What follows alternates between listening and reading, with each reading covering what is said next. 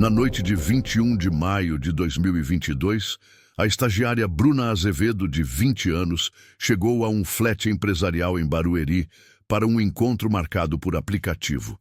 Era para ser algo rápido, mas em poucos minutos o cenário mudou drasticamente. A música parou. O celular dela foi colocado em modo avião. E então o som metálico da chave trancando a porta pelo lado de fora. Presa em um quarto com a janela vedada e um cheiro adocicado no ar, Bruna percebeu que aquilo era uma armadilha. Isolada do mundo, cada segundo aumentava o pânico. Como escapar de um ambiente planejado para o silêncio e a imobilização? Parecia não haver saída. Até que um pequeno dispositivo em seu pulso iniciou uma contagem regressiva para o predador. Esta é a investigação completa do que realmente aconteceu naquele flat e de como um SOS silencioso frustrou um plano sinistro. Se você gosta desse tipo de conteúdo, diga-nos de onde está assistindo e inscreva-se no canal para acompanhar nossos vídeos diários. Em 2022, Bruna Azevedo tinha 20 anos e uma rotina estruturada. Ela dividia seu tempo entre o estágio em recursos humanos e o curso de administração. Seu principal objetivo era financeiro, ajudar a mãe a reformar a casa da família. Bruna era vista como uma jovem focada, com planos claros para o futuro profissional e pessoal. Sua vida social era ativa, mas secundária às suas responsabilidades. Como muitas pessoas de sua idade, ela usava aplicativos de relacionamento para conhecer novas pessoas de forma controlada e conveniente. No dia 5 de maio daquele ano, uma quinta-feira, Bruna utilizou o aplicativo Tinder. O sistema registrou uma compatibilidade com um perfil masculino que se apresentava como Kevin. Ele iniciou a conversa de maneira formal. A comunicação entre os dois se desenvolveu ao longo das semanas seguintes. As mensagens eram trocadas em intervalos regulares, sem excessos. O homem se descrevia como um executivo que trabalhava na região de Alphaville, em São Paulo. O teor da conversa era profissional e focado em interesses comuns, como carreira e desenvolvimento pessoal. Não havia indícios de comportamento inadequado ou suspeito. Após 16 dias de comunicação exclusivamente digital, Kevin propôs um encontro presencial. A data sugerida foi o dia 21 de maio, um sábado, às 18 horas. O local seria seu apartamento, um flat localizado em Barueri, próximo ao seu suposto local de trabalho. Para Bruna, a proposta pareceu lógica e prática. O encontro aconteceria logo após seu expediente, em uma região de fácil acesso para ela. A ideia de se encontrarem em um flat não gerou alarme inicial, pois era comum em uma área com grande população flutuante de executivos. A expectativa de Bruna para o evento era baixa e objetiva. Ela o encarava como um encontro rápido e casual, uma oportunidade para validar a impressão positiva que teve durante as conversas online. Não havia planos para um jantar longo ou um evento elaborado. A intenção era ter uma conversa, avaliar a compatibilidade pessoal e, em seguida, retornar para casa. Ela informou sua amiga mais próxima, Tati, sobre seus planos, incluindo o nome e o local do encontro, como medida de segurança padrão. A interação com Kevin, até aquele momento, não havia fornecido motivos para uma preocupação maior. Ele parecia ser apenas mais um profissional com uma agenda ocupada, buscando uma conexão simples. O encontro estava definido. No dia 21 de maio de 2022, às 18 horas, Bruna Azevedo chegou a Barueri para o encontro. O endereço era um flat de perfil empresarial, localizado em uma torre moderna próxima ao centro comercial de Alphaville.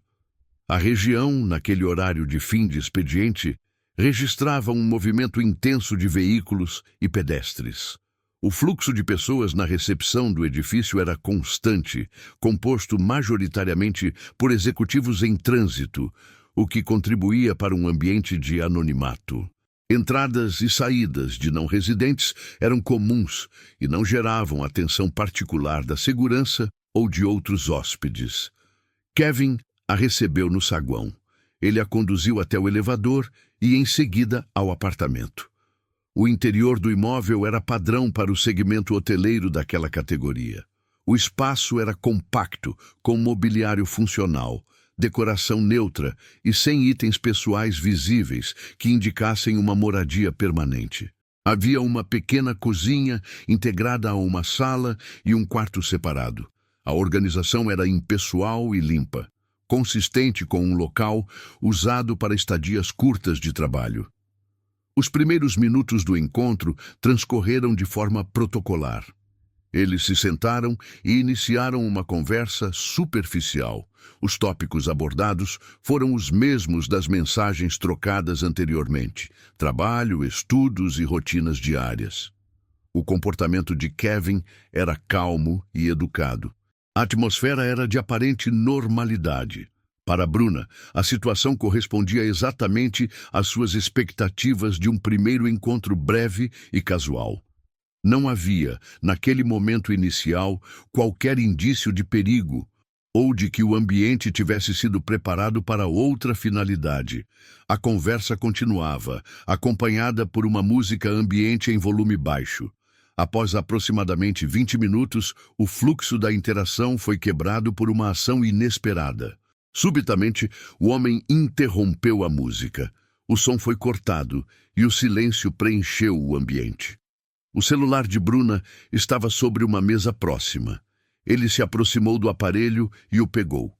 Com um movimento rápido, ativou o modo avião. Ele devolveu o celular, alegando que o toque foi acidental.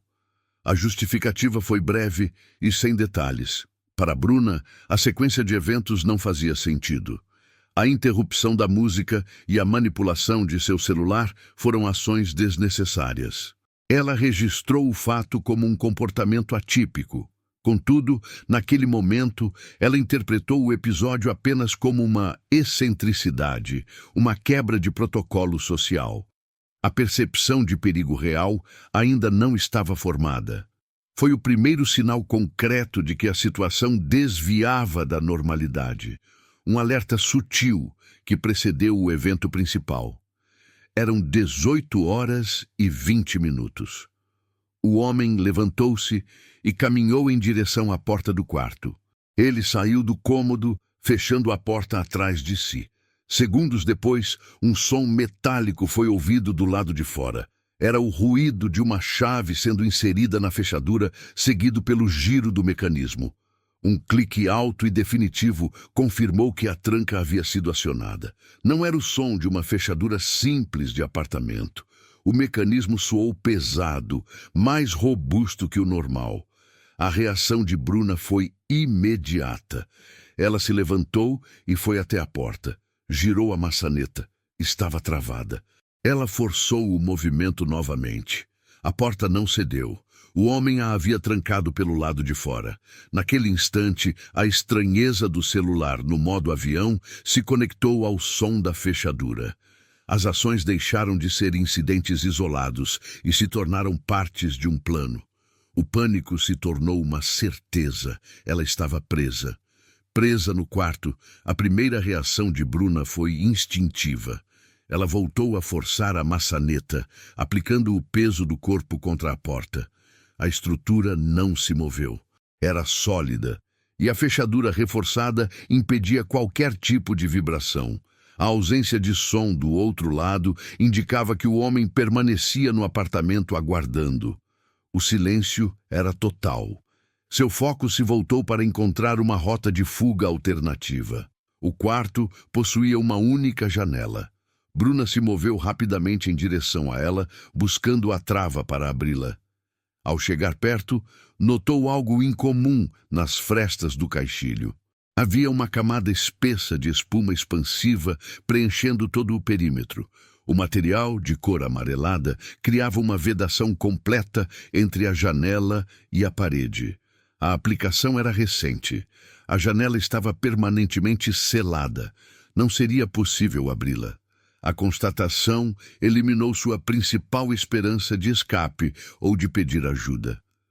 Com o pânico agora contido por uma análise mais fria da situação, ela começou a inspecionar o resto do ambiente.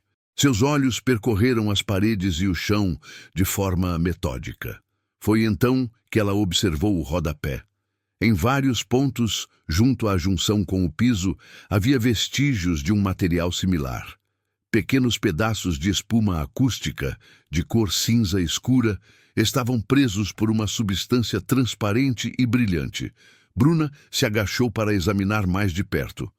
O material transparente era silicone. Ao tocá-lo discretamente, percebeu que ainda estava ligeiramente maleável em alguns pontos. Era silicone fresco, aplicado há pouco tempo. As peças de espuma acústica não faziam parte da estrutura original do flat. Elas foram adicionadas com o propósito claro de isolar o som. A mente de Bruna conectou as informações. A fechadura reforçada, o celular em modo avião, a janela vedada, a espuma acústica e o silicone recém-aplicado no rodapé. Cada detalhe, antes isolado, agora formava um quadro coerente. Aquilo não era um impulso ou um acidente. O quarto havia sido metodicamente preparado. Cada modificação tinha um objetivo específico: impedir a fuga e abafar qualquer som que ela pudesse produzir. A percepção da premeditação alterou a natureza do seu medo. O pânico inicial, uma reação à perda de liberdade, deu lugar a um terror profundo. Ela não estava apenas trancada, ela estava em uma armadilha construída para ela. O homem do lado de fora não era um pretendente com comportamento estranho. Ele era um predador que havia planejado cada passo daquela situação. A pergunta não era mais como sair, mas o que ele pretendia fazer a seguir naquele ambiente controlado. A constatação da premeditação mudou sua resposta. O pânico inicial, que gerava reações físicas e desordenadas, foi substituído por uma necessidade de ação calculada. Presa em um ambiente controlado, Bruna sabia que gritar ou usar a força seria inútil. O isolamento acústico havia sido planejado para anular exatamente esse tipo de resposta. Ela precisava de uma solução que não dependesse de som ou de força física. Em meio ao silêncio, um objeto em seu pulso esquerdo se tornou o foco de sua atenção. Era o seu relógio inteligente. Ela o usava diariamente, principalmente para monitorar atividades físicas e receber notificações de seu celular. Contudo, o dispositivo possuía uma função específica para emergências, uma funcionalidade de SOS que ela mesma havia configurado semanas antes, após ler uma matéria sobre segurança pessoal. A função, quando ativada, enviava uma mensagem de alerta para um contato de emergência pré-selecionado, junto com a localização em tempo real do aparelho. O acionamento era discreto. Exigia que um dos botões laterais fosse pressionado de forma contínua por alguns segundos. Não produzia som ou luz que pudessem alertar alguém próximo. Bruna se moveu para o canto mais distante da porta, mantendo o corpo imóvel e a respiração controlada. Ela precisava garantir que nenhum movimento ou ruído suspeito pudesse ser ouvido do outro lado. Eram 18h22. Apenas 2 minutos haviam se passado desde que a porta fora trancada. Com o braço esquerdo junto ao corpo, ela usou a mão direita para pressionar o botão lateral do relógio. Segurou a pressão firmemente por 5 segundos, o tempo exato indicado pelo manual do fabricante para ativar o alerta de emergência. O aparelho não emitiu som. A operação foi completamente silenciosa. A única confirmação que Bruna recebeu foi uma vibração leve e curta em seu pulso, um feedback tátil de que o comando fora executado com sucesso. O sinal de emergência foi enviado. A mensagem automática continha um pedido de socorro e as coordenadas geográficas exatas do flat em Barueri. O destinatário pré-definido era Tati, sua amiga de maior confiança, a mesma que ela havia informado sobre o encontro. A ação inteira durou menos de 10 segundos. Do lado de fora do quarto, o homem não tinha como saber o que havia acontecido. A tecnologia, que ele tentara neutralizar ao colocar o celular no modo avião, possuía um canal de comunicação independente. Bruna havia ativado seu único recurso disponível, um pedido de ajuda digital e silencioso. Agora, ela só podia esperar. A mensagem de emergência foi transmitida por satélite e chegou ao seu destino em segundos. O destinatário era Tati, a amiga que Bruna havia informado sobre o encontro. Naquele momento, Tati estava em seu próprio apartamento, a quilômetros de distância de Barueri. O som de uma notificação de mensagem quebrou o silêncio do ambiente. Era um alerta que ela nunca havia recebido antes. Na tela de seu celular, o texto era direto e gerado automaticamente pelo sistema de segurança do relógio. A mensagem informava: SOS de Bruna Azevedo. Localização de emergência compartilhada. Abaixo do texto, havia um link. Tati leu a mensagem uma vez. Depois, uma segunda vez. O conteúdo era inequívoco. Não havia margem para interpretação. Seu primeiro ato foi clicar no link. Um mapa abriu instantaneamente na tela, mostrando um pino de localização exato. O endereço apontava para a torre empresarial em Barueri, o mesmo local que Bruna havia mencionado horas antes. A confirmação do endereço eliminou qualquer dúvida de que pudesse ser um engano ou um erro técnico. A lembrança da conversa com Bruna sobre o encontro com um homem chamado Kevin foi imediata. A conexão entre a localização e o encontro era clara. Tati não hesitou. Discou o número 153, o contato de emergência da Guarda Civil Municipal. Quando o atendente respondeu, ela falou de forma rápida e precisa. Ela se identificou e relatou o recebimento da mensagem de SOS. Forneceu o nome completo de Bruna Azevedo. Leu o endereço exato enviado pelo link de geolocalização, incluindo o nome do edifício e a cidade. Acrescentou a informação contextual que possuía. Sua amiga estava no local para um primeiro encontro com um homem que se identificava apenas como Kevin. O operador da GCM, do outro lado da linha, registrou as informações de forma protocolar. Ele confirmou o endereço e a natureza da emergência. A precisão dos dados fornecidos pelo log do relógio permitiu que a ocorrência fosse tratada com prioridade máxima. O chamado foi classificado como um possível cárcere privado em andamento. Uma viatura que patrulhava a região foi imediatamente acionada e despachada para o local. A ação de Tati, desde o recebimento da mensagem até a conclusão da chamada, durou menos de 3 minutos. A ajuda estava a caminho. O chamado de Tati foi recebido pela Central da Guarda Civil Municipal e classificado como emergência de alta prioridade. A natureza do alerta, um pedido de socorro com localização precisa, exigia uma resposta imediata. A viatura que patrulhava o setor mais próximo ao endereço foi acionada. A equipe era liderada pelo GCM Ribeiro, um agente experiente em ocorrências urbanas de risco. Ribeiro recebeu os dados pelo rádio do veículo. As informações eram claras. Um alerta de SOS enviado por um relógio inteligente, o nome da possível vítima, Bruna Azevedo, e um link de geolocalização com coordenadas precisas. A tecnologia forneceu um ponto exato no mapa, eliminando a margem de erro e a necessidade de buscas preliminares na área. O destino era um apartamento específico dentro de um grande complexo empresarial. O deslocamento da viatura foi rápido. A equipe percorreu as vias de Barueri em direção ao endereço fornecido, ciente da urgência da situação. Cada minuto era crítico em um caso potencial de cárcere privado. A precisão do GPS permitiu que traçassem a rota mais direta, evitando atrasos. A comunicação por rádio permaneceu ativa, confirmando que não havia novas informações ou contatos da solicitante. Ao chegar ao endereço, os guardas confirmaram o nome do edifício. Era a torre de flats descrita na ocorrência.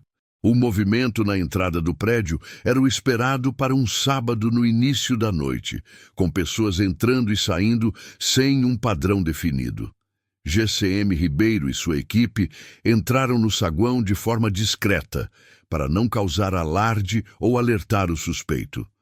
Eles se dirigiram diretamente à recepção. Após se identificarem e explicarem a natureza da emergência, obtiveram junto à administração do prédio o número do apartamento correspondente ao inquilino que se encaixava no perfil. Guiados pela informação, os guardas subiram pelo elevador. A aproximação final ao corredor do andar indicado foi silenciosa e tática. Eles se posicionaram do lado de fora da porta do apartamento. A ajuda estava a poucos metros de Bruna. Eram 18h35. O GCM Ribeiro e sua equipe estavam posicionados no corredor, em frente à porta do apartamento indicado. Seguindo o protocolo para uma abordagem de baixo ruído, Ribeiro bateu a porta de forma firme e anunciou sua identidade. A voz foi clara: Guarda Civil Municipal. Do lado de dentro, houve um breve silêncio, seguido pelo som de passos. A fechadura foi destravada. A porta se abriu e o homem que se apresentava como Kevin apareceu. Sua expressão era de surpresa. Antes que ele pudesse formular uma pergunta ou uma objeção, o GCM Ribeiro informou o motivo da presença policial: uma denúncia de cárcere privado em andamento. O suspeito não ofereceu resistência. Ele foi imediatamente afastado da porta e imobilizado pela equipe. Com a entrada liberada, os guardas visualizaram Bruna no interior do quarto. Ela estava de pé, fisicamente ilesa. Ao ver os uniformes da GCM, sua postura mudou. O alívio foi imediato e visível. A operação de resgate havia sido bem-sucedida.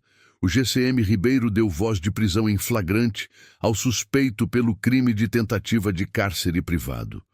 O homem foi algemado no local. O tempo total decorrido entre o momento em que a porta foi trancada, às 18h20, e a chegada da guarda, às 18h35, foi de exatos 15 minutos. A rapidez da resposta, possibilitada pela precisão da tecnologia, foi o fator decisivo para a resolução do caso sem maiores incidentes. A vítima estava segura e o agressor sob custódia. A cena do crime foi isolada para a chegada da perícia. Com o suspeito detido e a vítima em segurança, o procedimento operacional mudou. O foco da Guarda Civil Municipal passou do resgate para a preservação da cena do crime. Bruna foi conduzida para fora do apartamento e recebeu os primeiros atendimentos, enquanto a equipe do GCM Ribeiro iniciava a análise preliminar do ambiente. O quarto foi o ponto central da inspeção. Os agentes documentaram formalmente os elementos que Bruna já havia notado. A espuma expansiva que vedava a janela foi fotografada. Os vestígios de espuma acústica e silicone fresco nos rodapés foram registrados como modificações recentes na estrutura do imóvel. Cada detalhe era um indicador de premeditação. A atenção do GCM Ribeiro se voltou para a porta. Ele examinou a fechadura reforçada, primeiro pelo lado de dentro e depois pelo lado do corredor. A superfície metálica ao redor do cilindro da chave apresentava marcas finas, mas nítidas. Eram múltiplos arranhões que não correspondiam ao uso de uma chave comum. As marcas eram consistentes com a manipulação por ferramentas ou por uma chave mestra, indicando um interesse específico em controlar o acesso àquele cômodo. Além dos elementos visuais, os agentes registraram uma informação sensorial. Havia um odor adocicado e químico no ar do quarto. A origem do cheiro não era imediatamente identificável. Não correspondia a produtos de limpeza, perfumes ou alimentos. Era uma substância estranha ao ambiente de um flat. O GCM Ribeiro anotou a presença do odor em seu relatório inicial, considerando-o uma evidência potencial. Diante das modificações estruturais, das marcas na fechadura e do odor não identificado, o GCM Ribeiro determinou o isolamento completo do local.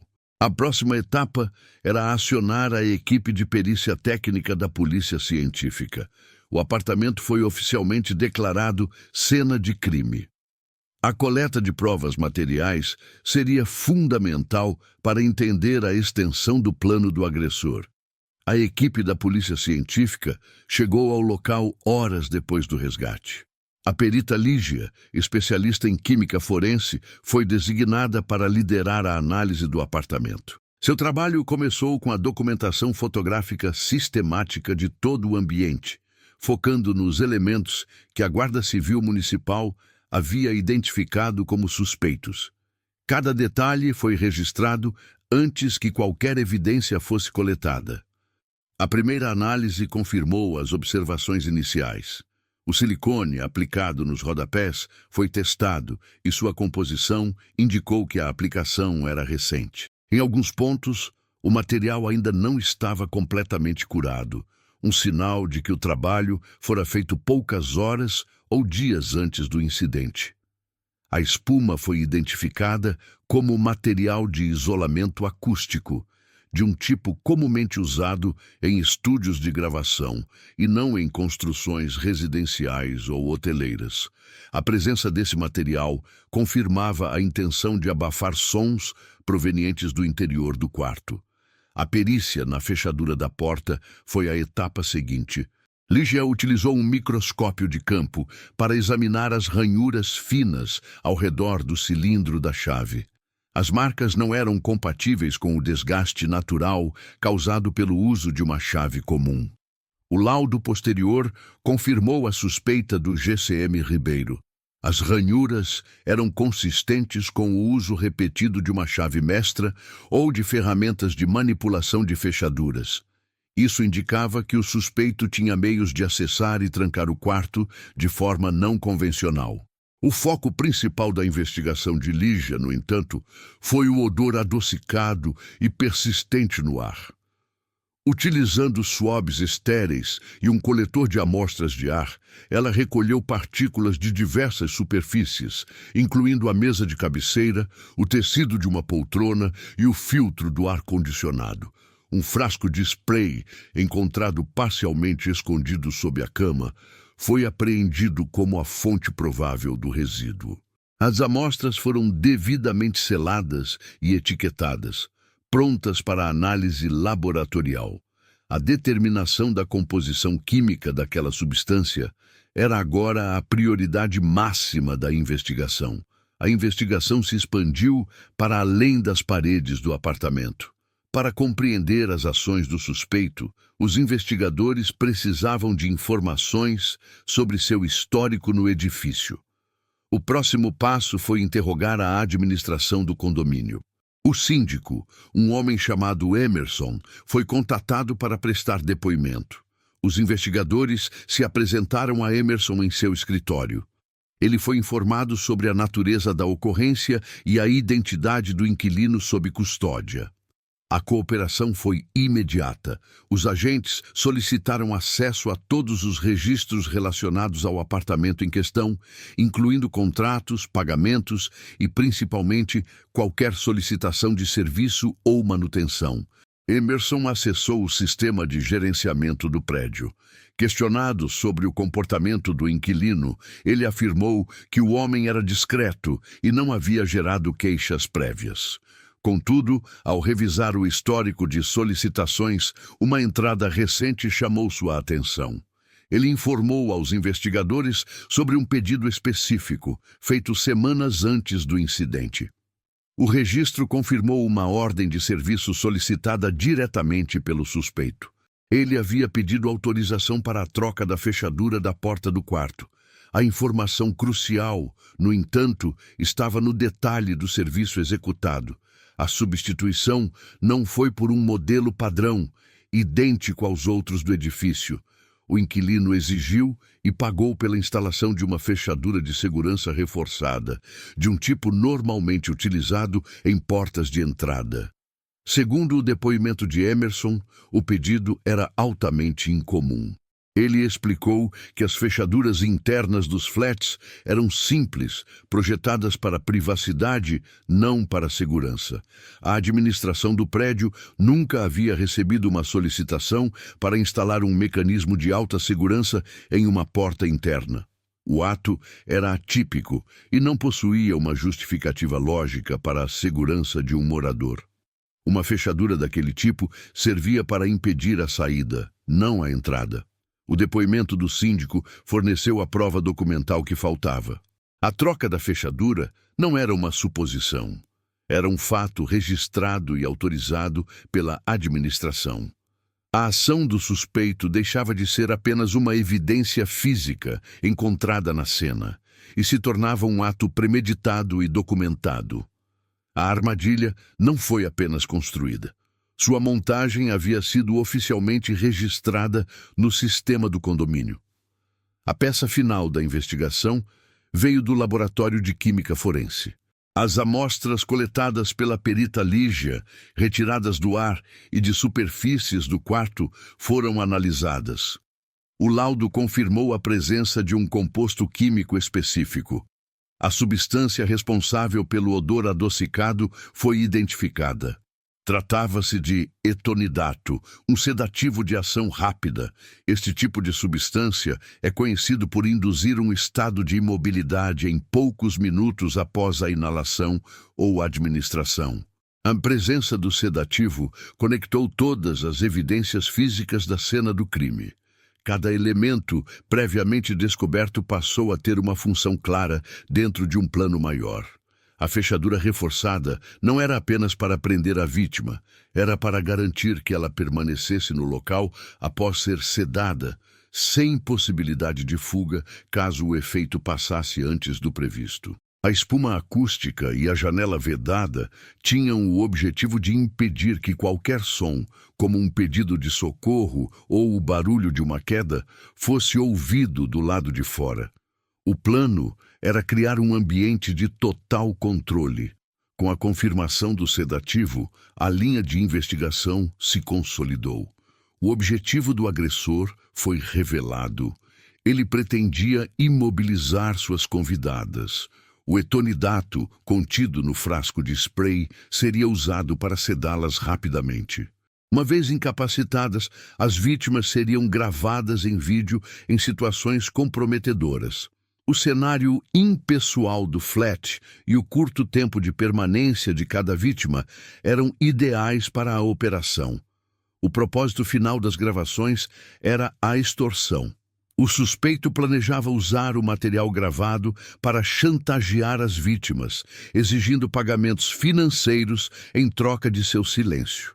A escolha de alvos que, como Bruna, eram jovens profissionais no início de carreira, não foi acidental.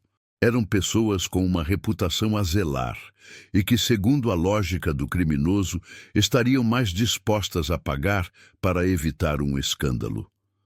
A investigação concluiu que o encontro com Bruna não era um caso isolado, mas parte de uma operação criminosa bem estruturada. A armadilha no flat de Barueri não era para um crime de violência física, mas para um crime financeiro, executado através de coerção e tecnologia. A prisão em flagrante e os detalhes do plano de extorsão tiveram repercussão imediata. O caso, ocorrido em um flat de perfil empresarial, expôs uma falha de segurança que afetava diretamente a rotina de centenas de executivos e visitantes na região de Barueri e Alphaville. A notícia se espalhou rapidamente entre as empresas locais e os administradores de condomínios comerciais, gerando uma demanda por novas medidas de controle. A vulnerabilidade não estava na segurança patrimonial contra roubos, mas na falta de controle sobre quem acessava os espaços privados dos edifícios. A primeira consequência direta foi uma mudança nos protocolos de acesso. Em resposta ao incidente, uma rede de administradoras de flats e condomínios empresariais implementou uma nova política de registro obrigatório para todos os visitantes. Antes do caso de Bruna Azevedo, o acesso de convidados era, em muitos locais, informal. O residente simplesmente autorizava a entrada na portaria, sem a necessidade de um cadastro formal do visitante. O novo sistema tornou obrigatória a apresentação de um documento de identificação com foto e o registro do nome completo e do número do documento do visitante no sistema do condomínio. A medida tinha um duplo objetivo: criar um registro rastreável de todas as pessoas que circulavam nos prédios e atuar como um fator de dissuasão para indivíduos com intenções criminosas. Contudo, o impacto mais significativo do caso não foi estrutural, mas educacional. A história de Bruna destacou um elemento crucial: a tecnologia pessoal como ferramenta de sobrevivência. O fato de que sua liberdade e segurança dependeram da ativação silenciosa de uma função em seu relógio inteligente tornou-se o ponto central das discussões sobre segurança pessoal na comunidade. O resgate rápido e eficiente da Guarda Civil Municipal foi uma prova concreta da eficácia do sistema de SOS. Essa percepção deu origem a uma campanha de conscientização regional. A iniciativa, liderada por departamentos de recursos humanos de várias empresas sediadas em Alphaville, foi batizada de SOS no Pulso. O nome era uma referência direta ao método que Bruna utilizou. O objetivo da campanha era informar e treinar funcionários sobre como utilizar as ferramentas de segurança já existentes em seus próprios dispositivos, como relógios inteligentes e smartphones. A campanha SOS no Pulso foi disseminada através de comunicados internos, palestras e workshops. O material informativo ensinava de forma objetiva o passo a passo para configurar os contatos de emergência nos aparelhos. Explicava como ativar a função de socorro, que em muitos dispositivos requer apenas pressionar um botão específico por alguns segundos. A ênfase era dada à natureza discreta da ativação, que não emite sons ou luzes, permitindo que a vítima peça ajuda sem alertar o agressor. As apresentações utilizavam o caso de Bruna como um estudo de caso prático, demonstrando a aplicação real da tecnologia em uma situação de risco iminente. O legado do caso, portanto, foi duplo. No nível administrativo, resultou em protocolos de segurança mais rígidos e rastreáveis em um setor imobiliário específico. No nível social, gerou uma mudança de comportamento. Dispositivos antes vistos como acessórios de conveniência ou para monitoramento de saúde passaram a ser encarados também como equipamentos de segurança pessoal. A campanha SOS no Pulso transformou o medo gerado pelo crime em uma ação preventiva e proativa, equipando a comunidade com o conhecimento necessário para usar a tecnologia a seu favor. O caso de Bruna Azevedo não resultou apenas em uma prisão. Ele deixou um manual de instruções sobre como um simples gesto pode ser a diferença entre o cativeiro e a liberdade. O caso de Bruna Azevedo foi resolvido por um fator tecnológico. A ação rápida e silenciosa da vítima, utilizando uma função de emergência em seu relógio, foi o evento decisivo. O aparelho, que o agressor não considerou uma ameaça, enviou a localização exata para um contato de confiança e acionou a resposta das autoridades. A Guarda Civil Municipal chegou ao local em 15 minutos, um tempo de reação possibilitado pela precisão dos dados recebidos. A tecnologia, neste caso, superou a preparação meticulosa do criminoso. A resolução do incidente levanta uma pergunta central sobre segurança pessoal na era digital. O conhecimento das ferramentas disponíveis em aparelhos de uso diário representa uma camada adicional de prevenção. Configurar um contato de emergência é um procedimento simples, que pode ser o recurso determinante em uma situação de risco iminente. O seu relógio pode ser a sua saída. Se você gostou do vídeo, diga-nos de onde está assistindo e inscreva-se no canal para acompanhar nosso conteúdo.